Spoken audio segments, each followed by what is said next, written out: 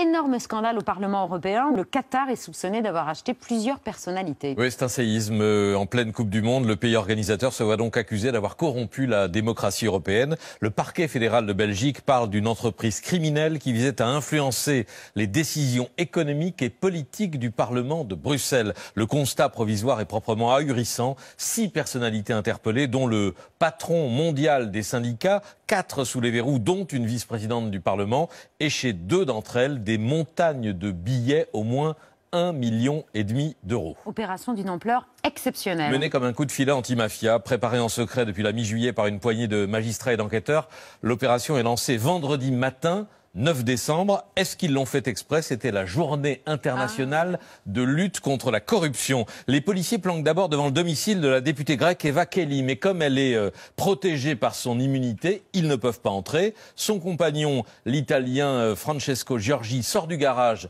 il est arrêté. 16 autres perquisitions sont menées simultanément et bingo au domicile d'un autre Italien, Pier Antonio Panzeri, ex-eurodéputé et président d'une ONG dont Giorgi est l'un des responsables. Les policiers mettent la main sur 600 000 euros en cash. À la mi-journée, deuxième coup de théâtre, les enquêteurs interceptent un homme qui vient de sortir du Sofitel de Bruxelles, une valise cabine à la main. C'est le père de la députée grecque. Sa valise est bourrée de billets, des coupures de 50 euros. Il y a là encore 600 000 euros. Pour les magistrats, c'est un flagrant délit qui fait tomber l'immunité de la députée, de la fille de celui qu'on vient d'interpeller. Il se précipite chez elle et là encore des sacs entiers d'argent liquide, sacs à main et sacs de voyage, à peu près 150 000 euros.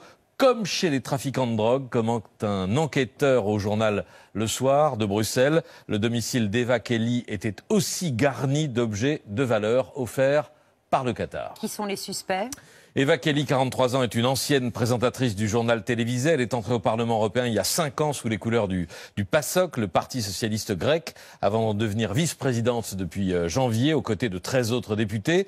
Et Raphaël Glucksmann, qui fait partie de son groupe, dit avoir été surpris ces derniers mois de son insistance à elle et à quelques autres députés à freiner ou à refuser les condamnations du Qatar. Le 31 octobre dernier, elle était à Doha, dans le bureau du ministre du Travail. On voit la photo, elle n'a pas l'air malheureuse. Et le 21 novembre, à la tribune du Parlement, elle expliquait qu'il fallait encourager l'évolution de ce pays. ILO said that Qatar is a front-runner in labor rights, abolishing kafala and reducing minimum wage. Still, some here are calling to discriminate them.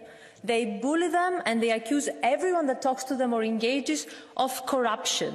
But still, they take their gas. Le Qatar a déjà accompli l'impossible, disait-elle en conclusion de son intervention.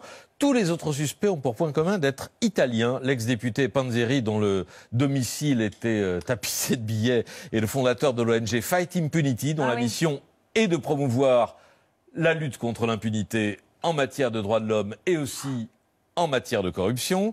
Francesco Giorgi, le compagnon d'Eva Kaili, était le secrétaire général de la même organisation, Fight Impunity. Tous ont été écroués, ainsi qu'un autre Italien décrit comme actif dans le milieu des ONG. À noter aussi l'interpellation et la libération sous condition, c'est pas bien ce que ça veut dire, du patron mondial des syndicats, Luca Vincentini, qui vient d'être désigné secrétaire général de la Confédération syndicale internationale, dont sont membres les 3 centrales françaises, CFDT, CGT et Force ouvrière. Les premières leçons de ce scandale? C'est une alerte terrible, qui rassure aussi sur l'efficacité de la police et de la justice belge. L'enquête a été pilotée par le juge anticorruption Michel Claise, qui affichait son pessimisme il y a 2 ans dans une interview. Le monde est gangréné par l'argent sale, disait-il. Les suites de son enquête diront l'ampleur de la gangrène et combien de brebis galeuses se sont laissées corrompre. Deuxième leçon, l'importance des contrôles et des règles de transparence sur le patrimoine des élus au Parlement européen. Il y a encore de la marge. Il n'y a pas exactement les mêmes règles que pour les députés ou les ministres français.